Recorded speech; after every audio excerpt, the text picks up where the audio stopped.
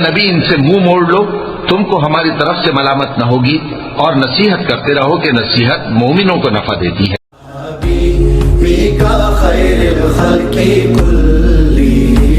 محمد سید القونین والثقلین، محمد سید القونین والثقلین، والفریقین من عرب ومن عجم، والفریقین من عرب ومن عجم، مولاي صل وسلم دائما أبدا على حبيبك خير الخلق كلهم. الحمد لله وكفى وسلام على عباده الذين اصطفى أما بعد فقد قال الله تبارك وتعالى في كلامه المجيد والفرقان الحميد: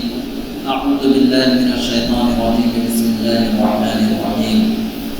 يا أيها الذين آمنوا إن جاءكم فاسق بنبأ فتبينوا أن تصيبوا قوما بجهالة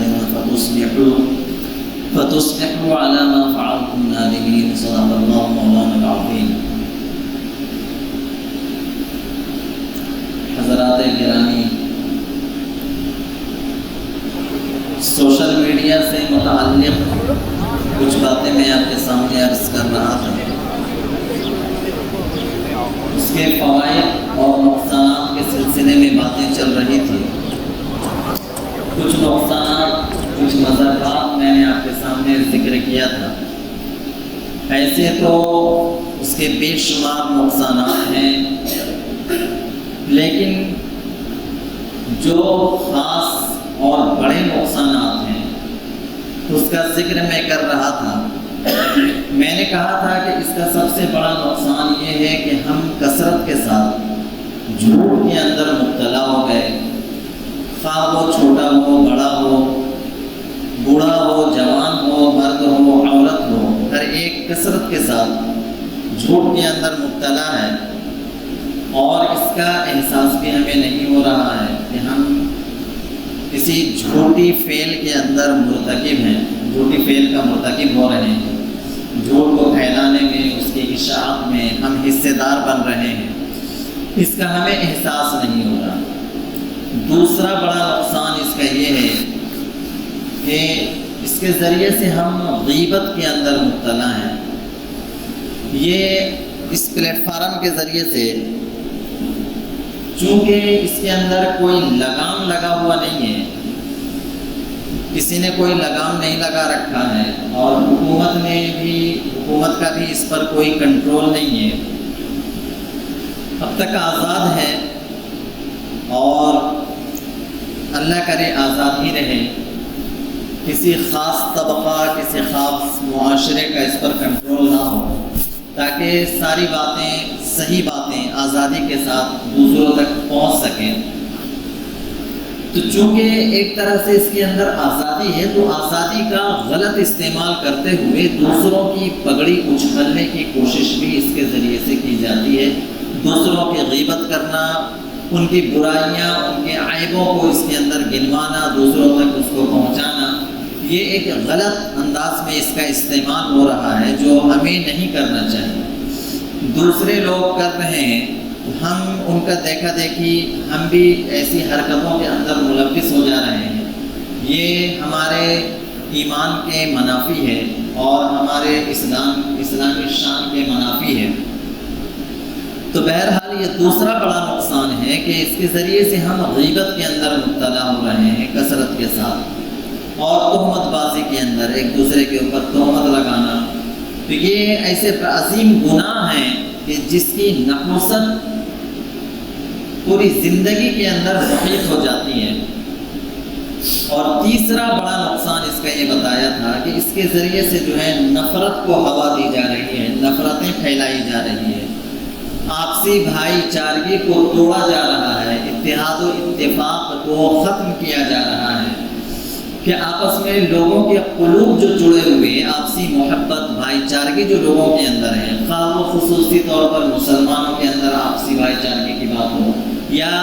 دیگر برادران وطن کے ساتھ، دیگر مذاہب، دیگر اقوام کے ساتھ جو بھائی چارگی ہے، اس کو خاص طور سے جو ہے توڑا جا رہا ہے اور اس کو ختم کیا جا رہا ہے، اور نفرت کی ایک ہوا چلا دی گئی ہے اس کے ذریعے سے کہ آپس میں ایک دوسرے کے اندر جو ہے نفرت اس قدر پیدا کر دی جا رہی ہے کہ لوگ ایک دوسرے کی شکل دیکھنے کے روادار نہیں ہوئے۔ تو ایک ذریعہ اس کو نفرت کا بھی بنایا گیا ہے، تو اس کے ذریعے سے نفرت کو پھیلائی جا رہی ہے۔ اب وہ غیروں کے ذریعے سے پھیلائی جائے یا خود اپنوں کے ذریعے سے، میں نے بتایا تھا کہ آپسی مسلکی اختلافات کی باتیں اور مسلکی اختلافات کو ہوا دینے والی باتیں، ایسے بیانات وغیرہ جو ہے ڈال کر آپسی اختلافات کو جو ہے ہوا دینے کی کوشش کی جا رہی ہے۔ تو یہ دونوں چیزیں ہیں کہ عمومی طور پر نفرت کو بھی ہوا دی جا رہی ہے اور خصوصی طور پر بھی مسلمانوں کے اندر جو ہے نفرتوں کو ہوا دی جا رہی ہے۔ تو یہ تین بڑے نقصانات ہیں۔ اس کے ساتھ ساتھ ایک چوتھا بڑا نقصان اس کا یہ ہے کہ اس کے ذریعے سے تشدد اور دہشت گردی کو بھی پروان چڑھایا جا رہا ہے۔ تشدد اور دہشت گردی کو بھی پروان چڑھایا جا رہا ہے۔ ابھی کچھ سال قبل، زیادہ نہیں، ایک آدھ سال قبل ہی آپ نے ایک عمومی ماحول دیکھا تھا پورے ملک کے اندر، موب لنچنگ کا جو ماحول چل رہا تھا کہ 15-20 لوگ اجتماعی طور پر مل کر کسی ایک ناقص، بےکس، لاچار، مجبور انسان کو پکڑ کر کے اس پر جو ہے تشدد کر رہے ہیں اور اس کو جو ہے موت کے گھاٹ اتارا جا رہا ہے اور اس کا ویڈیو بنا کر کے سوشل میڈیا پہ ڈالا جا رہا ہے تاکہ یہ نفرت اور تشدد جو ہے لوگوں کے اندر پیدا ہو۔ خود اپنے اندر یہ ایک مخصوص طبقہ ہے، لوگوں کا ایک مخصوص طبقہ ہے جو اس کام کے اندر لگا ہوا ہے، وہ خود اپنے اندر تشدد کا جذبہ اپنے اندر رکھتے ہیں۔ اس طریقے سے وہ دوسروں کے اندر بھی چاہتے ہیں کہ دوسروں کے اندر بھی تشدد پیدا ہو اور وہ جو ہے اس طرح کے حرکات کے اندر جو ہے ملوث ہوں۔ تو تشدد پیدا کرنے کی اس کے ذریعے سے کوشش کی جا رہی ہے، دہشت گردی پھیلانے کی کوشش کی جا رہی ہے، پورے ملک کے اندر جو ہے دہشت کا ماحول اس کے ذریعے سے پیدا کیا گیا ہے۔ تو یہ ایک بڑا نیٹ ورک ہے سوشل میڈیا کا جس کے یہ نقصانات ہیں۔ لوگوں کے اندر بہت جلد، بہت کم وقت میں، بڑی تیزی کے ساتھ، سرعت کے ساتھ جو ہے ایسا ماحول بنا دیا جاتا ہے کہ پورے ملک کے اندر دہشت پھیل جاتی ہے اور پورا ملک جو ہے دہشت کی لپیٹ میں آ جاتا ہے۔ تو یہ ایک بڑا ذریعہ ہے دہشت گردی پھیلانے کا اور اسی طریقے سے تشدد کو عام کرنے کا۔ یہ اس کے نقصانات تھے۔ اسی طریقے سے اس کا ایک سب سے خطرناک نقصان جو پورے قوم کو اپنی لپیٹ کے اندر لیا ہوا، پورے معاشرے کو جس نے تباہ کر رکھا ہے، وہ ہے فحاشی کو رواج دینا، بے حیائی کو رواج دینا۔ ایسی فحش ویڈیو وغیرہ اس کے اندر ڈالے جاتے ہیں، تصویریں وغیرہ اس کے اندر ڈالی جاتی ہے کہ انسان کے اندر جب تک حیا ہو تب تک وہ انسان کہلانے کے لائق ہوتا ہے، لیکن جب انسان کے اندر سے حیا ختم ہو جائے تو وہ انسان کہلانے کے لائق نہیں رہتا ہے۔ اذا فاتك الحیاء فافعل ما شئت، اللہ کے رسول صلی اللہ علیہ وسلم نے فرمایا کہ جب تمہارے اندر سے حیا ختم ہو جائے تو پھر انسان جو چاہے کرے، اس کے اندر کوئی امتیاز نہیں رہتا اچھائی کا، برائی کا، اور اسی طریقے سے جو انسانیت اور حیوانیت، جانور پن کا جو امتیاز ہوتا ہے وہ انسان کے اندر سے ختم ہو جاتا ہے۔ یہ اسی بے حیائی اور فحاشی کا نتیجہ ہے کہ ایسے خطرناک معاملے سامنے آ رہے ہیں کہ جس کا انسان جو ہے تصور نہیں کر سکتا۔ آج ہمارے اندر غیر قوموں کے اندر آپ نے کثرت کے ساتھ یہ خبریں آ رہی ہیں کہ سگے بھائی بہنوں کے درمیان جو ہے وہ شادیاں کر رہے ہیں، شادیاں رچا رہے ہیں، بیاہ رچا رہے ہیں۔ تو یہ ایسی خطرناک تباہی جو آ رہی ہے، یہ فحاشی، بے حیائی، عریانیت اور ننگا پن کو جو عام کیا جا رہا ہے، اور صرف یہ نہیں کہ ہم ان چیزوں کو معیوب اور برا سمجھا جاتا تھا. پہلے ان چیزوں کو جو ہے معیوب اور برا اور گناہ کا کام سمجھا جاتا تھا. ایک چیز آپ اور ذہن میں رکھیں, ان چیزوں کو ہمارے سامنے جو ہے پیش کیا جا رہا ہے ٹیلنٹ کے نام پہ, کہ یہ اس کے اندر ٹیلنٹ ہے, یہ ایسے ناچ رہا ہے, ویسے جو ہے گا رہا ہے اور عجیب عجیب حرکتیں کر رہا ہے. وہ ساری چیزیں جو ہے اس کے ذریعے سے لوگوں کے سامنے پیش کی جا رہی ہے اور اس کو بتایا جا رہا ہے کہ یہ اس کے اندر ٹیلنٹ ہے, اس کی قابلیت ہے. ٹیلنٹ کے نام پہ, قابلیت کے نام پہ لوگ عجیب عجیب بے حیائی کے اندر, عجیب عجیب فحاشی کے اندر جو ہے مبتلا ہو رہے ہیں. دیگر قوموں کو آپ چھوڑ دیں, ان کے اندر حیا اور پاک دامنی کی اتنی اہمیت نہیں ہے, لیکن خاص کر مسلمانوں کے اندر جس کی اہمیت ہے اور جس پر شریعت میں اللہ کے رسول صلی اللہ علیہ وسلم نے بڑا زور دیا ہے حیا اور پاک دامنی کے اوپر, آج مسلمان اس کو جو ہے اس کو بہت ہی معمولی سمجھ رہے ہیں اور یہ بے حیائی کو وہ معمولی کو سمجھ رہے ہیں اور اس کا جو ہے اہمیت ان کے دلوں سے نکل رہی ہے. تو یہ فحاشی, بے حیائی اور یانیت فیشن کے نام پہ اچھے دیندار لوگ اپنے بچیوں کو جس قسم کے بیہودہ لباس پہنا رہے ہیں, یہ اسی سوشل میڈیا کا جو ہے نتیجہ ہے. ہم اس کی بیہودگی کا جو ہے تصور نہیں کر سکتے. ایسے بیہودہ لباس جو لباس کے نام پر کلنک ہے. لباس کہتے کس کو ہے؟ لباس کہتے ہیں جو جسمانیت کو چھپا لے. لباس کہتے ہیں جو جسمانیت کو چھپائے. اور یہ لباس, یہ بیہودہ لباس جو عام ہے پوری ملت کے اندر, پورے ملک کے اندر, خاص کر ہمارے مسلمانوں کے اندر بھی, یہ لباس جو ہے لباس کہلانے کے لائق نہیں ہے, کیونکہ یہ جسمانیت کو ڈھانپ نہیں رہے ہیں بلکہ جسمانیت کو اور نمایاں کر رہے ہیں اور ظاہر کر رہے ہیں. جسم کے ایک نشیب و فراز کو پورے وضاحت کے سامنے جو ہے سامنے لا کر کے پیش کر رہے ہیں. تو یہ لباس کہلانے کے لائق نہیں ہے. لباس کہتے اس کو ہے جو جسم کو ڈھانپ لے, جسم کے نشیب و فراز کو چھپا دے, اس کو لباس کہتے ہیں. جو ان چیز پر جو ہے جو جسمانیت کو ظاہر کرے اور جسمانیت کو چھپا نہ سکے اس کو ہم لباس نہیں کہہ سکتے ہیں. وہ ننگا پن ہے, وہ بالکل ننگا پن ہے, عریانیت ہے, فحاشی ہے. ہم خاص کر کے ہمارے جو بعض مسلمان لوگ ہیں کہ بھائی بچی ہے ابھی اس عمر میں پہنا لے رہے ہیں, کیا حرج ہے, کیا فرق پڑے گا. یہ ذہن سے اپنا ہم نکالیں کہ بچی ہے. ایسے بے شمار مثالیں آج موجود ہیں کہ بچپن سے جو ہے فحش لباس ہم نے پہنایا. بچپن سے لوگوں نے ان کو جو ہے صرف یہ سمجھ کر کہ یہ بچی ابھی اس طرح کے فیشن ہیں اور یہ مارکیٹ میں عام کپڑے چل رہے ہیں اس لیے جو ہے پہنا دیا جا رہا ہے, جب بڑی ہوگی تو لباس تبدیل کر لے گی. یہ ایک عمومی ذہنیت جو ہمارے اندر بنی ہوئی ہے نا, اس کے ذریعے سے بے شمار ایسے واقعات ہیں چونکہ بچپن سے لے کر کے اس کو جوانی تک ایسے بیہودہ لباس پہنائے گئے اور اس کا عادی بنا دیا گیا. ایسے بیہودہ لباس پہننے کا عادی بنا دیا گیا ہے. اس لیے اب دوبارہ وہ بچی جب بڑی ہو جاتی ہے, جوان ہو جاتی ہے, تو اب وہ دوسرے لباس جو جسمانیت کو ڈھانپنے والے ہوں, جسم کے اعضاء کو چھپانے والے ہوں, ایسا لباس پہننے سے وہ سراسر انکار کر دیتی, وہ سیدھا انکار کر دیتی ہے. تو یہ ہماری نادانی ہے کہ ہم بچپن میں ایسے فحش, بیہودہ اور ننگا لباس پہنائیں اور ہم یہ امید رکھیں کہ بعد میں بڑی ہو کر کے جب اجازت, میں نے کہا کہ جب ایسے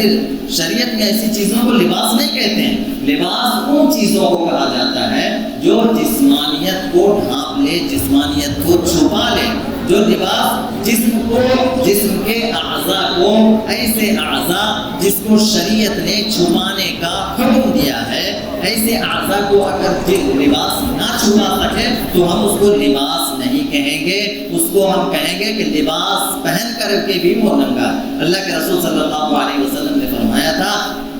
کہ ایک وقت ایک زمانہ ایسا آئے گا کہ لوگ ننگے ہوں، لباس پہنے ہوں گے لیکن ننگے ہوں۔ آج وہ زمانہ ہماری آنکھوں کے سامنے، آج وہ وقت ہماری آنکھوں کے سامنے ہے۔ اللہ کے رسول صلی اللہ علیہ وسلم کی وہ پیشن گوئی واضح طور پر ہمیں جو ہے صادق آتی ہوئی نظر آ رہی ہے کہ ایسے بےہودہ لباس جو پورے طور پر جسم کے ایک ایک عضو کو نمایاں کر رہے ہیں، ایسے لباس پہن کر کے جو آج ہماری بچیاں بازاروں میں گھوم رہی ہیں، یہ اس قوم کی تباہی کا سب سے بڑا ذریعہ ہے۔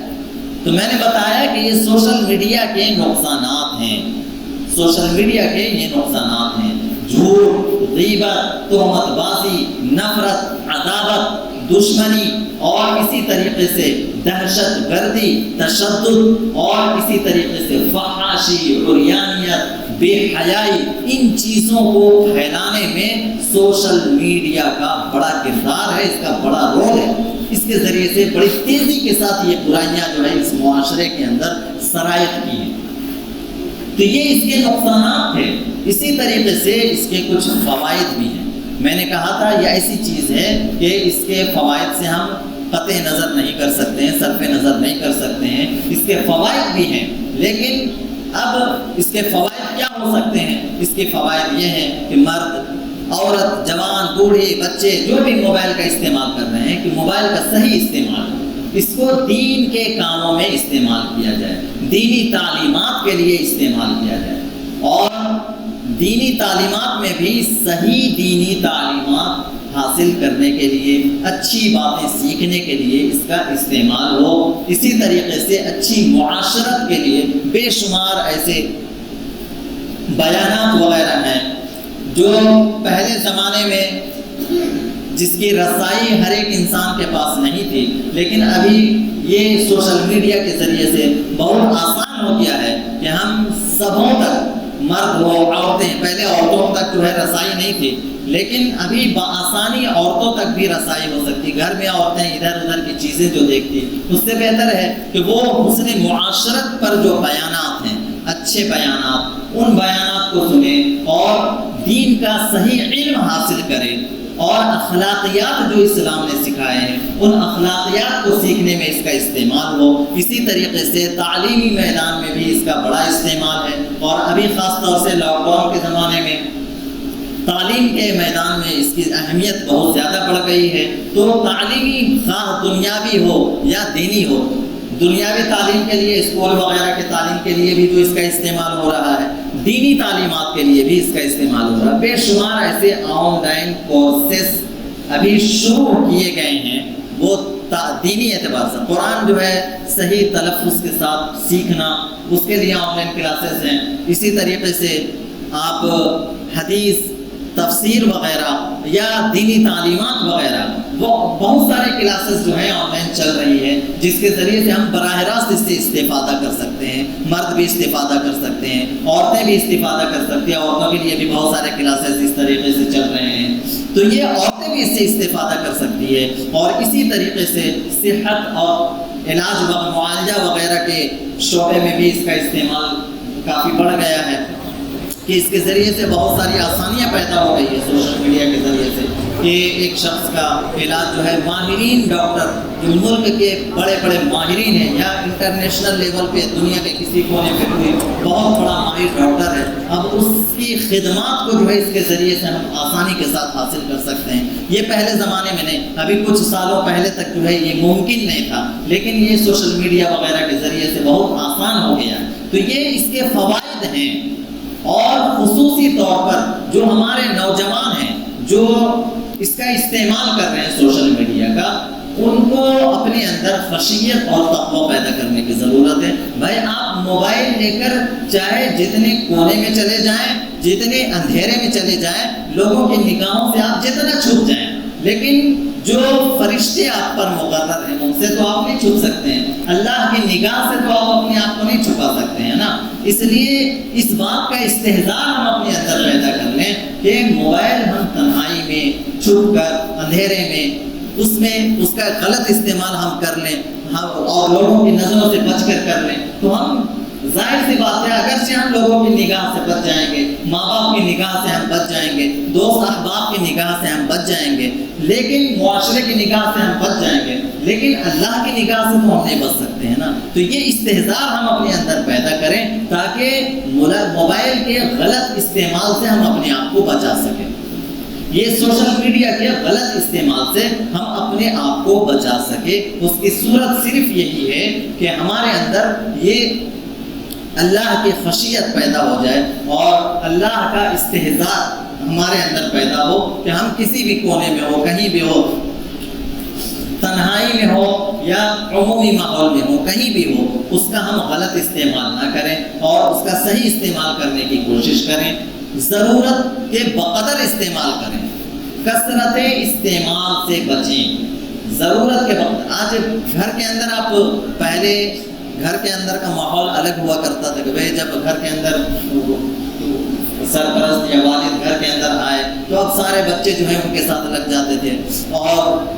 ملنا جلنا، ایک دوسرے کے جو ہے ایک دوسرے کے لیے اپنی قربانیاں دینا، ایک دوسرے کی خدمت کرنا، میاں بیوی بال بچے جو بھی ہیں۔ لیکن آج ایسا معاشرہ، ایسا ماحول گھر کا بن گیا ہے کہ کسی کو کسی سے کوئی مطلب ہی نہیں ہے۔ بیٹا الگ موبائل لے کر کے پڑا ہوا، باپ الگ موبائل لے کر کے پڑا ہوا، ماں ادھر کونے میں الگ لے کر موبائل پڑی ہوئی ہے، بچے بچیاں الگ الگ اپنے جو ہے موبائل لے کر کے پڑے ہوئے ہیں، کسی کا کوئی تعلق نہیں، کوئی لینا دینا نہیں۔ تو یہ معاشرہ کے ٹوٹنے کا، یہ محبت کے ختم ہونے کا ایک بڑا ذریعہ بن گیا کہ گھر کے اندر سے جو محبت، آپسی محبت اور مودت جو گھروں کے اندر ہوتی تھی نا، وہ چیز ختم ہو گئی ہے۔ ایسے ایسے واقعات ہیں کہ سالہ سال گزر جا رہے ہیں، بچہ کس مرض کے اندر مبتلا ہو چکا ہے، بچے کس تکلیف کے اندر مبتلا ہو چکے ہیں، ماں باپ کو اس کی خبر بھی نہیں ہوتی، کیونکہ صبح سے لے کر ایسے بہت سارے ماں باپ ہیں جو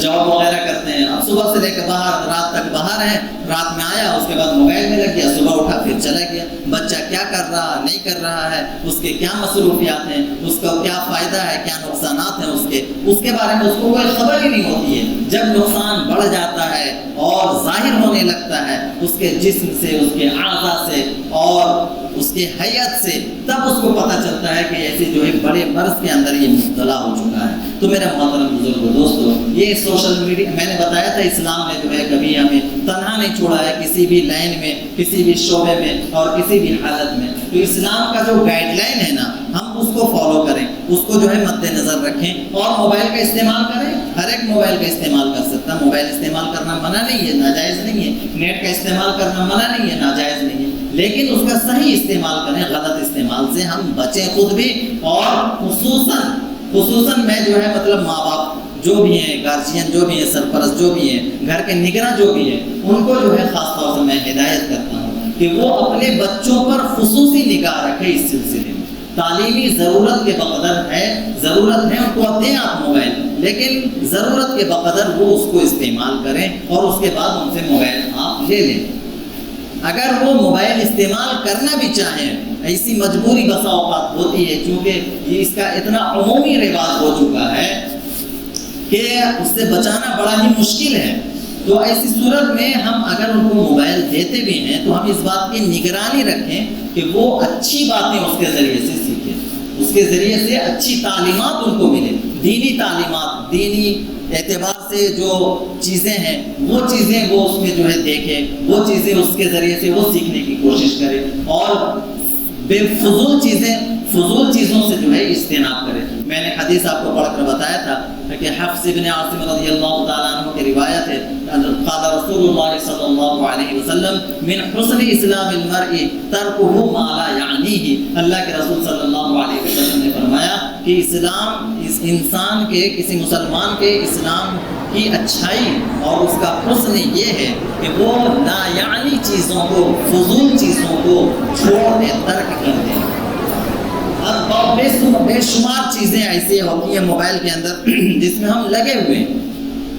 اور اس کا کوئی فائدہ نہیں ہے، لا یعنی چیزیں، فضول چیزیں۔ بہت سارے لوگ جو ہے گیم کے اندر لگے ہوئے ہیں، اس سے فائدہ کچھ نہیں ہے، لیکن ایک چیز ہے دلچسپی آدمی کو لگا ہوا ہے، تو ایسے اسلام ایک مسلمان کے ایمان کے شان کے خلاف ہے کہ وہ لایانی اور فضول چیزوں کے اندر لگے، اپنے وقت کا صحیح استعمال کرے، اپنے وقت کو اللہ کی عبادت میں، اللہ کی طاعت میں، اللہ کو راضی کرنے میں ہم استعمال کریں، یہی ہمارے کام آئے گا۔ اور اگر ایسے ہی فضول ہم نے اپنے وقت کو ضائع کیا تو اس کا جو ہے ہمیں بڑی حسرت ہوگی، کل قیامت کے دن بڑا افسوس ہوگا کہ ہم پوری زندگی اللہ کی عبادت کیوں نہیں کیا، ہم نے اتنا وقت کیوں ضائع کر دیا۔ اللہ رب العزت ہمیں کہنے سننے سے زیادہ اس پر عمل کی توفیق عطا فرمائے اور صحیح فہم، صحیح سمجھ عطا فرمائے۔ وآخر دعوانا ان الحمد للہ رب العالمین۔